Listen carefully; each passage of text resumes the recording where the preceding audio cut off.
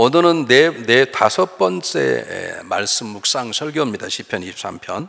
내 영혼을 소생시키라는 말씀인데, 저는 양들 키워보지 않았지만 양을 키워 목자들에 의하면 양들이 잘못해서 이렇게 바다당 넘어져 버리면 거의 10마리 가운데 9마리는 스스로 일어나지 못한다고 그럽니다. 여러분 상상할 수 있지만 몸무게가 이렇게 전압 박유 목사님 통통한 데다가 또 저처럼 숏다리여 가지고 이게 어떻게 일어날 수 없는 구조가 되어 있어요. 그래서 양들은 한번 넘어져 버리면 목자가 직접 세우지 않으면 아주 심각한 일이 벌어진다고 그럽니다. 특히 양들이 풀밭에 자야 되는데 몸이 통통하니까 누워있기 힘들잖아요. 그래서 양들이 좋아하는 거 뭐냐면 이렇게 약간 움푹 파진 곳들을 좋아한다 그래요. 그곳에 가서 누워야 되는데, 가다가 올라오다가 넘어지기 시작하면 그곳엔 다시 못 일어난다는 거예요. 못 일어나게 되면 이 양의 신체 구조상 배에 가스가 차게 되고, 이 가스가 차게 되면 그게 결국 목에 이 호흡하는 것을 막아서 대개 양들은 1시간 아니면 2시간 이내에 죽게 된다는 것입니다. 또 하나는 양이 털이 잘 자라서 깎기 전에 양들이 지나가는 곳에 가시덤불이 어떻게 끼게 되면 그 긴 털 때문에 웬만한 양들은 빠져나올 수 없다는 거죠. 그러면 그 양은 그곳에 있다가 다른 짐승들에 의해서 목숨을 잃게 되는 것입니다. 오직 그들을 그런 가시덤불에서 또는 넘어져 있는 그 상황에서 고치신 분은 오직 목자밖에 없는 것이죠. 그래서 이 목자가 하는 가장 일상적인 중요한 일은 뭐냐면, 그들을 먹이기 중요하지만 틈만 나면 양의 머릿수를 세어버린 거예요. 그래서 양의 머릿수가 부족하면 그 양은 틀림없이 어디 발라당 누워있든지 가시덤불에 걸려있는 거예요. 이게 목자가 찾아가지 않으면 그 양은 다시 살아날 수 없는 위기에 처한 거죠. 그래서 목자는 날마다 양의 수를 하루에 한 번이 아니라 틈만 나면 양의 머릿수를 세서 부족하면 즉시 쓰러지거나 자빠져 있거나 가시덤불에 있는 양들 구하러 나가는 것입니다. 다윗은 목자인 자기의 경험을 통해서 오늘 이 시편을 기록하고 있습니다. 다시 한번 보십시오. 내 영혼을 소생시키고 이렇게 나와 있습니다.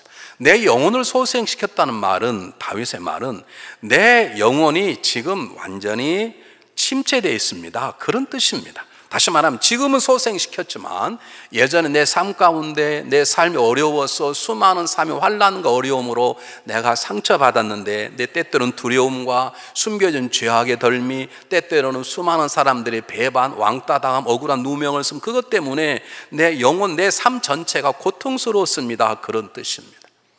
이거 천재로 깔려 있는 것입니다.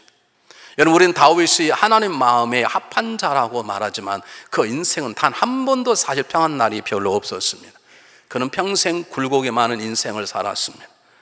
그가 시편 55편에서 기도하기를, 하나님이여 내가 기도할 때 내 기도를 들으시고 내가 간구할 때 제발 숨지 마시옵소서, 그렇게 기도합니다. 내 마음이 지금 죽게 되었고 두려움으로 내 마음이 어찌할 줄 모르니 하나님, 제가 소원이 있다면 제가 비둘기처럼 날개가 있다면 날개를 달라고 저 광야 가운데 날아가 편히 쉬려다, 이런 시를 썼다면 그 인생이 얼마나 많은 어려움 가운데 계속되어 있는 걸 알 수 있습니다. 우리 시편 한번 볼까요?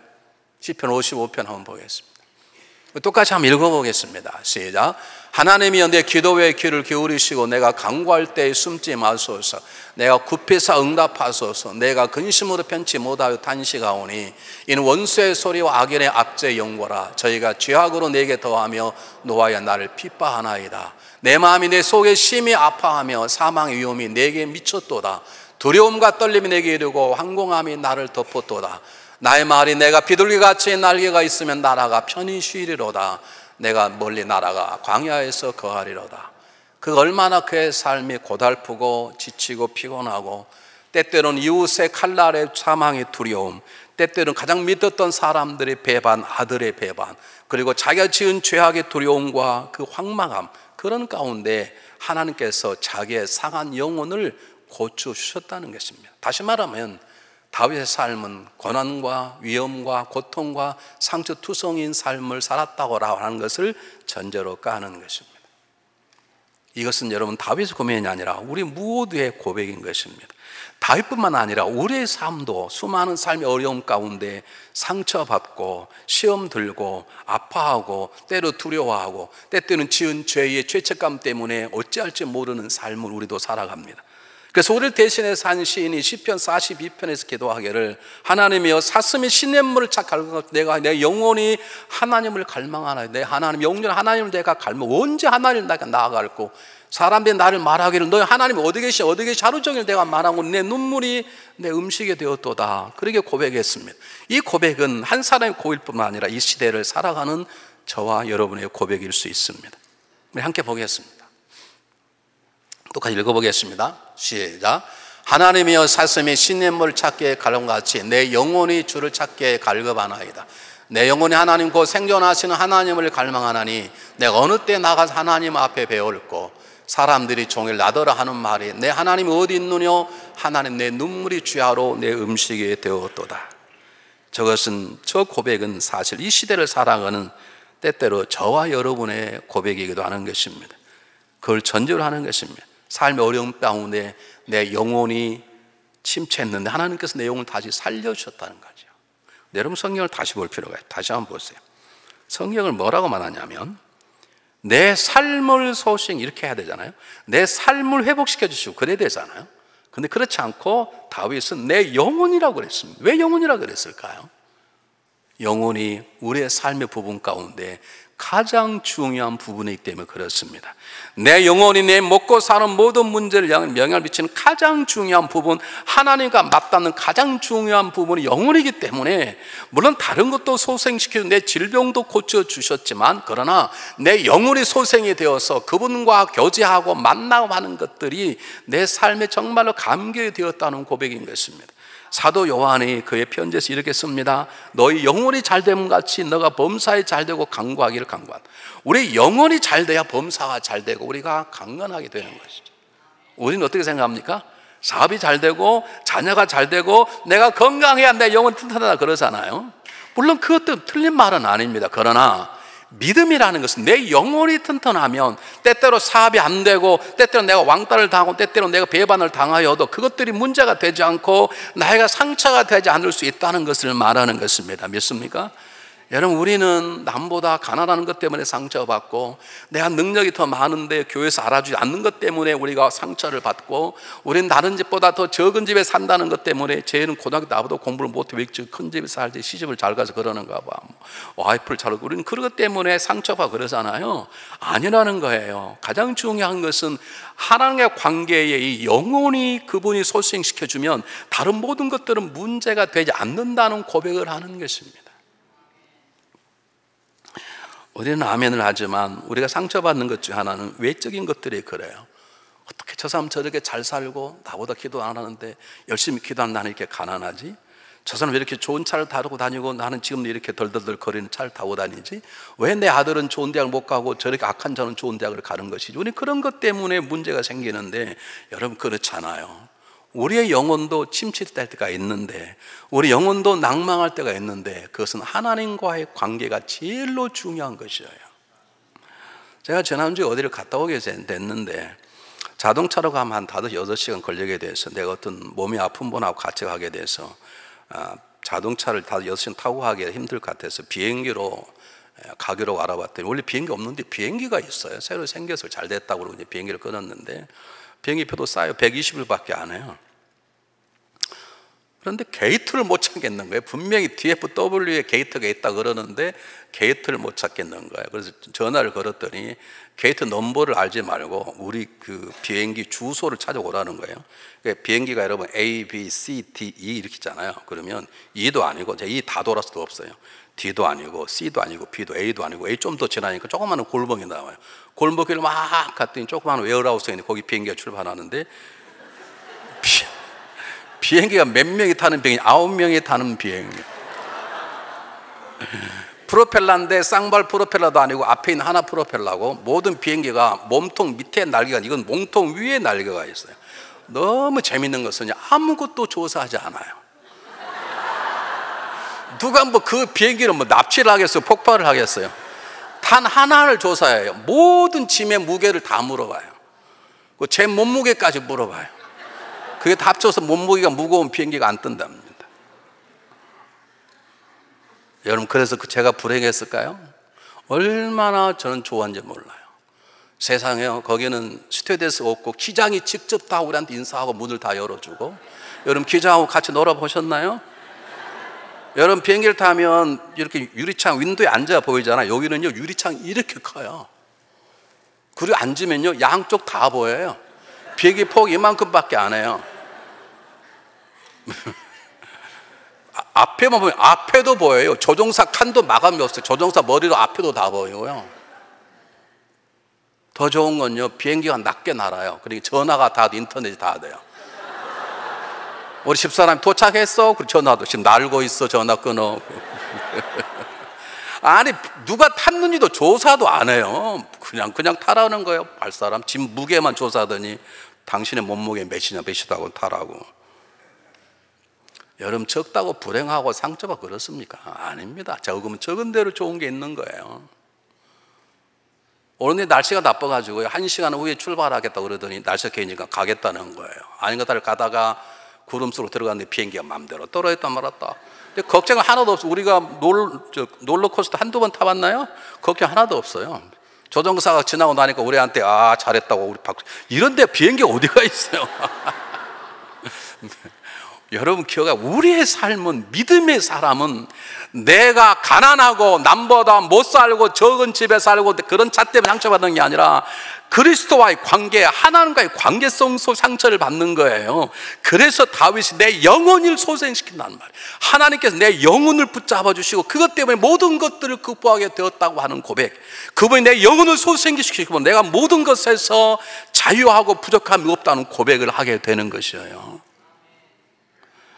여러분 보세요. 우리가 하나님은 나의 구주시요 예수 그리스도는 나의 십자가에 달리신 나의 구원자, 하나님 내 아버지입니다 라고 하는 고백만 가지고는 죄송해요. 여러분 우리의 영혼이 강건할 수 없어요. 죄송해요. 여러분이 주일 예배만 드리고는 절대로 여러분 영혼이 강건할 수 없어요. 주일 예배만 들어오신 분들은 부담을 가지실 거예요. 여러분 1년에 성경책 한 번도 안 읽어도 평안하다. 여러분 어쩌면 여러분 하나님과 관계없을 수 있어요. 그럴 수 없어요. 우리의 영혼이 소생하고 어떤 어려움 속에서도 내 영혼이 강건함으로 다른 것에 영향받지 않으려면 이제는 내가 산 것이 내 안에 그렇게 사신 것이라는 고백이 되어지는 삶, 그냥 하나님 내 주라고 고백하는 그 정도의 수준이 아니라 진정은 내 현실적인 삶 속에서 내가 사는 게 아니라 내 안에 그리스도에 사는 거라고 고백하는 삶이 될 때, 그렇게 고백을 그렇게 살아가칠 때 우리는 상처받지 않아요. 무너지지 않아요. 부족함이 없는 삶을 사는 것이에요. 300명 타는 비행기를 타면 어떻고 9명 타는 비행기 타면 어때요? 여러분 아세요? 큰 비행기가 더 잘 떨어져요. 나는 비행기 타고 하면서 전화한 예물이 처음이라 얼마나 좋은지 몰라요. 크고 작은 건 우리의 문제가 되지 않아요. 여러분 우리가 하나님과 어떤 관계를 맺냐가 중요한데, 여러분 기억하세요. 그냥 하나님은 나의 구주라고 고백하는 그 단계, 그 때때로 우리가 배를 타고 바다를 건너다가 쉴 만한 항구에 쉬는 것, 그곳이 주님이 아니에요. 비바람치가 잠깐 피할 피난처가 주님이 아니에요. 주님은 날마다 우리와 함께 하시는 우리의 선한 목자이시고 우리와 동행하는 우리의 동역자가 되셔야 되는 거예요. 여러분 주님께서 직접 말씀하셨어요. 너희가 내 안에 거하라, 내가 너희 안에 거하리라. 가지가 포도나무에 붙지 않으면 저절로 열매를 맺을 수 없듯이 너희가 내 안에 있지 아니하면 너희도 그래하리라. 여러분 가지가 붙어있다가 쉬었다가 붙어있다가 쉬었다 그럽니까? 여러분 가지는 항상 붙어있는 것이죠. 여러분 주일에 한 번 주일날 나와서 주님 앞에 예배를 드리고 월화수목금은 아무런 생각 없이 살아가십니까? 안 해요. 그러지 않아요. 그럴 수가 없어요. 여러분 예수님 하나님은 일주일에 한 번씩 만나는 분이 아니에요. 매일 만나는 분이에요. 1초도 그분과 떨어지면 안 되는 분이에요. 그럴 때 우리 영혼이 소생되고 영혼이 능력을 가져서 모든 것들을 다스리는 것이죠. 시험에 왜 들어요? 여러분 주님과 때때로 만나시기 때문에 그래요. 왜 열받아요? 왜 뚜껑이 열리냐고요? 주님과 항상 있지 아니하니까.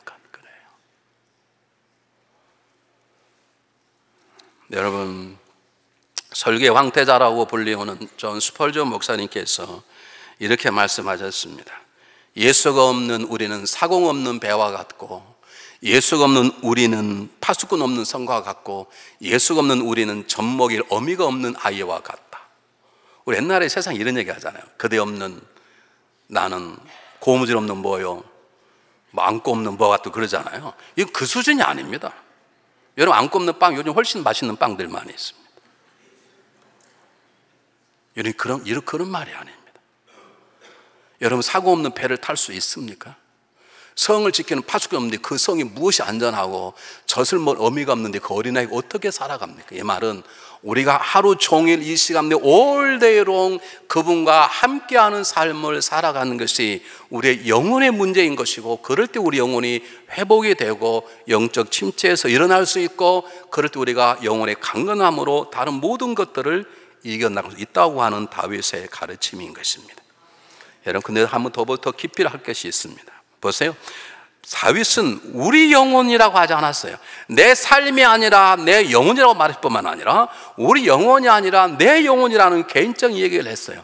다윗은 모든 사람이 겪는 똑같은 어려움을 많이 겪었는데 그 어려움 속에 자기 영혼이 무너졌다는 거예요. 영적으로 침체했다는 거예요. 찬양이 안 나오더라는 거예요. 기도가 안 되다라는 거예요. 남이 밉다라는 거예요. 복수의 칼을 뽑고 싶다라는 거예요. 죄가 주는 쾌락 속에 쓰러지고 싶다는 거예요. 그런데 내가 하나님과 1대1로 만나서 그분이 내 영혼을 건져 주었다는 거예요. 다시 말하면 하나님과 1대1의 만남이 없으면 저와 여러분의 영혼은 결코 강건할 수는 없어요. 구원은 하나님과 1대1의 관계 속에 일어나듯이 내 영혼의 소생함, 내 영혼의 영적 침대 벗어남은 하나님과 1대1의 만남을 통해서 일어난다는 것을 하나님은 다윗 입을 통해서 우리에게 말씀하시는 것이에요. 여러분, 우리 교회 강사님들 보시면 지난번에 했던 집회 목사님께서 우리 교회 오셔서, 목사님 제가 예배 드린 가운데 3부 예배를 이렇게 물 흐르듯 예배 드리는 예배는 제가 처음 봅니다. 그러면서 우리 교회 동영상을 찍어가고 찬양도 다 찍어가고 그렇게 가셨어요. 우리 교회 그렇게 은혜롭다는 거예요, 본인이 보시기에. 여러분, 은혜로운 교회 안에 공동체 들어왔다는 복입니다. 믿습니까? 옆 사람 인사합시다. 당신은 복받은 자입니다. 인사하시기 바랍니다.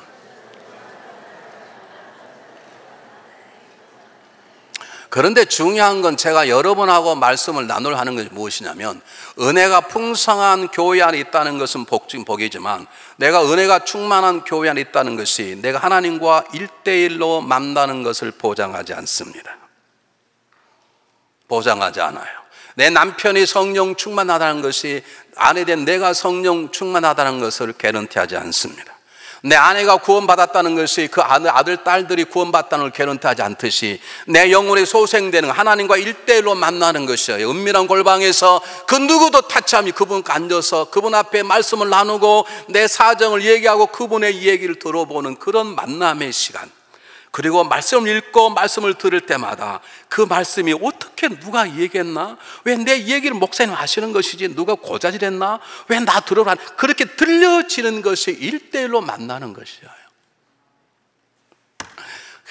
오늘 저 얘기는 김 집사가 들에 오늘 하필이면 안 와가지고 서울 가서 있다고 내가 해가지고 유튜브로 보내야 되겠다고 지나 들으세요.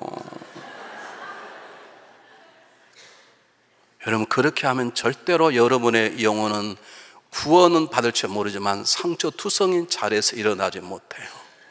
성경을 읽을 때마다 나에게 하는 말씀이고, 목사님 성경을 설파할 때마다 어떻게 나에게 하는 말씀으로 들려지고, 정말 오늘 목사님 내일 치셨어. 맞습니다. 여러분, 제 말로 한번 맞으셔야 돼요. 하나님 말씀은 불방망이라고 그랬다고요. 오늘은 저건 박 집사가 들어야 되는데요. 너무 아깝다. 자기나 들으세요. 여러분, 이것이 개인적으로 들려져야 돼요. 나에게 한 말씀을 들려줘서 내 삶이 변화되고, 그리고 그 말씀으로 살아봐야 돼요. 행동으로 사라져야 돼요. 그럴 때 우리의 영혼이 소생하는 것이지, 할렐루야 예배하고 찬양하고 떡과자를 먹고 마시고 그리고 또 문 나가면 다 잊어버리고, 그럼 우리는 계속해서 사슴이 시냇물 찾는 갈급한 삶을 살아갈 수밖에 없고, 그 삶이 계속되면 나중에 갈급하지도 않아요. 몰라요. 사랑하는 여러분, 하나님 말씀을 먹어야 돼요. 그 말씀이 나의 말씀으로 들려 내 발에 등불이 되고 가일빛이 되고, 말씀으로 내가 받을 때 그 말씀이 내 죄악을 씻어내고 내 숨겨진 수치와 열등감을 씻어내는 것들을 일부러 삶 가운데 경험하셔야 돼요. 여러분, 내가 너무 속상한 일을 당했는데 말씀 읽었어요. 근데 그 말씀 읽는 순간에 내 속상함이 사라지는 경험이 있습니까? 그것을 우리는 1대1로 하나님을 만났다는 거예요. 내가 두려움 때문에 어찌할지 모르겠는 거예요. 근데 하나님 말씀 읽다가 두려워 말라, 내가 너를 지었고 너는 내 것이니라. 뭘 두려워하나 이 지렁이 같은 야곱아. 그런데 그것이 나에게 들려진 말씀을 들려주는 거예요. 그리고 갑자기 두려움이 사라진 거예요. 그게 하나님과 일대일로 만나는 것이고 그 삶의 경험이 내 영혼을 소생시키시는 것이에요. 그런데 우리가 어찌 주일 예배 한 번으로 우리 영혼이 소생이 되겠는가? 사랑하는 여러분, 이렇게 말씀드리면 잘못 이해하면 야 그럼 내 영혼은 소생되기 틀렸다, 그냥 구원받고 적당히 살다가 죽겠구나. 왜냐면 언제 그렇게 성경을 열심히 기도하고 언제 골방에 들어가고 그래. 나는 이미 사회 너무 바빠서 그러지도 못하고 주일 예배 한 번 나오는 것도 정말 목숨 걸고 나오는 건데 그러실 계실 거예요. 근데 이런 부탁드려요. 걱정하지 마세요. 왜냐하면 우리 영혼을 소생시키는 건 우리의 작업이 아니라 우리를 찾아서 우리를 일으켜 세워주시는 선한 목자인 하나님의 작업이기 때문에 그래요. 믿습니까? 우리를 이렇게 세워주신 분은 하나님이세요. 그분은 우리를 날마다 찾아오시고 내 앞에 계신 분이시고 내 안에 계신 분이세요. 그분은 내가 자빠져 있는 거 다 알아요. 그분은 내가 가시덤불에 걸린 거 다 알아요. 내가 걸려버린 것에 걸린 거 하면 다 아세요. 그분이 찾아 우리를 이렇게 세워주시는, 세워줄 때 순종하는 것만 하면 되는 것이죠. 근데 여러분 그 순종도 쉽지 않아요. 하나님 말씀하셔도 하나님 음성은 들리지 않고 내 안에 내 속에 사람이 생각이 다 나버리는 문제인데, 그러나 분명한 것은 여러분 걱정하실 필요가 없어요. 주님은, 하나님은 우리의 목자일 뿐만 아니라 날마다 우리를 헤아려서서 우리가 쓰러진 자리에 우리 이렇게 세워주시고 병든 자를 고쳐주길 원하신 분이시고 우리 묶어진 걸 풀어주길 원하신 분이세요. 그리고 그렇게 하실 수 있는 전능자시고 그렇게 할 만큼 우리를 사랑하시는 사랑의 하나님이세요. 믿습니까? 이걸 사람이 모르네. 그 누구도 하나님을 찾는 자가 없더라. 하나님께서 누가 나를 찾나 보더니 그 누구도 한 사람도 찾는 자가 없더라. 여러분 지난 주간 하나님을 몇 번이나 찾으셨어요? 너무 평안하셔서 안 찾으셨어요? 평안하면 안 찾아도 되는 거예요?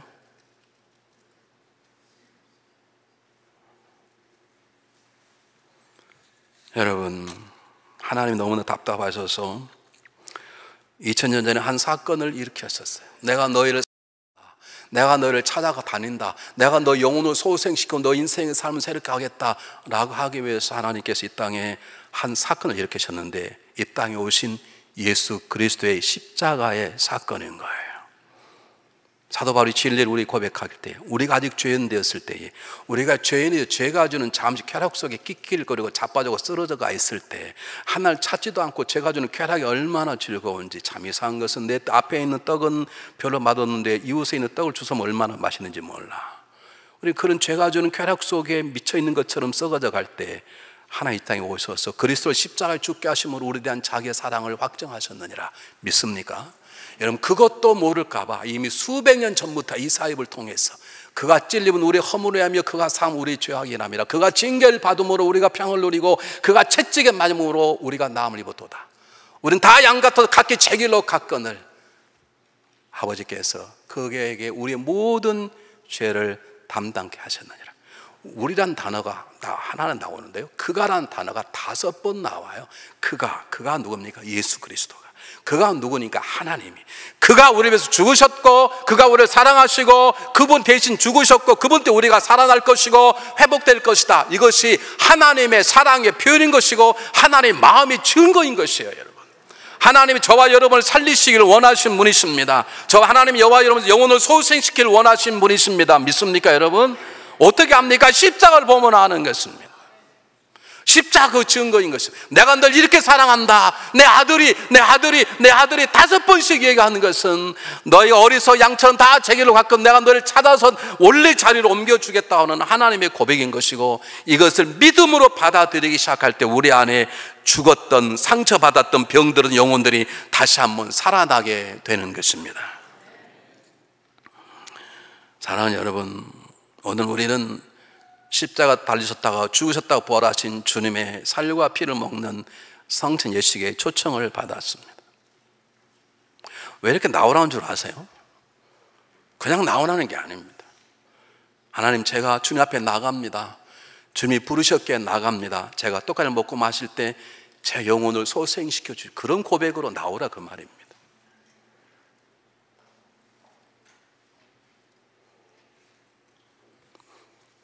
여러분 보세요. 예수님께서 친히 말씀하셨어요. 내 살을 먹고 내 피를 마시는 자는 영생을 얻었고 마지막 내가 그를 다시 살리리니 내 살은 참된 양식이고 내 피는 참된 음료로다. 내 살을 먹고 내 피를 마시는 자는 내 안에 거하고 그도 나 안에 거하나니 내가 살아계신 하나님께서 나를 보내시면 내가 아버지를 위하여 사는 것처럼 나의 살과 피를 먹는 그도 나로 하여금 살 것이니라. 여러분, 이 시간 우리가 떡과자를 먹고 마실 때 우리는 그냥 참여하는 게 아니에요. 주님이 얼마나 고통스러울까 그거 생각하는 게 아니에요. 생각해야 되지만 믿음으로 떡과자를 마실 때 우리 영혼이 다시 살아나게 되는 걸 믿으시길 바랍니다. 우리의 마음으로가 아니라 그분의 마음으로 변화가 되고 그분의 지혜로 충만케 되고 그분의 능력으로 그분의 언어로 우리 언어가 생각이 보는 게 바꿔지는 게 성찬식 참여하는 주님이 그때 우리 부르시는 거예요. 내 살을 먹고 내 피를 마시는 자는 내가 아버지로 인하여 사는 건 너희도 나로 인하여 살리라. 그분 때문에 살아가고 그분을 인하여 살아가고 그분을 위하여 살게 되는 다심을 얻고 가야 될 길을 보이고 감당하는 사명을 감당하게 되는 역사가 오늘 이 시간 성찬식을 통해서 우리에게 주어짐을 믿으시기를 주의 이름으로 축복합니다. 여러분, 떡과자를 먹고 마실 때 하나 기억하세요. 우리는 매일매일 우리의 영혼이 회복이 돼야 돼요. 왜냐하면 우리는 매일매일 공격받고 매일매일 쓰러지고 넘어지고 그런 존재이기 때문에 그래요. 우리는 때때로 실패와 패배 때문에 수치심과 열등감과 죄책감으로 얼마나 많이 아파하는지 몰라요. 그러나 여러분 기억하세요. 그런 우리를 찾아오시는 선한 목자가 계세요. 우리 주님이시고 우리 하나님이세요. 우리 그분을 붙잡으시면 두려움이 없어요. 한 신앙인이 그래서 고백했어요. 내 영혼아, 내가 어찌하여 낭망하며 어찌하여 내 마음이 두려워하는고 너는 하나님을 바라라. 그 얼굴에 도우심을 바라야 오히려 우리가 찬양하리로다. 하나님 여러분을 찾아오시는 여러분의 우리들의 치료자이심을 믿으십니까? 오늘 시간 믿음으로 떡과자를 먹고 마실 때 하나님의 약속의 역사가 일어날 것입니다. 하나님께서 모세를 통해서 이스라엘 백성이 우리에게 말씀하셨습니다. 나 여호와가 내가 너를 복을 주고 너를 지키시기 원하며 내가 얼굴 너에게 향하여 비추사 너에게 은혜 베풀기를 원하며 내가 너를 향하여 얼굴을 향하여 드사 은혜 평강 주시기를 원하노라. 하나님의 계획입니다. 이게 하나님의 마음입니다. 이게 하나님의 능력입니다. 오늘 시간 믿음으로 주님의 초청에 나오셔서 믿음으로 떡과자를 먹고 마시는 여러분들에게 다시 한번 영혼이 소생하는 놀라운 역사가 있으시기를 주의 이름으로 축복합니다. 기도하겠습니다.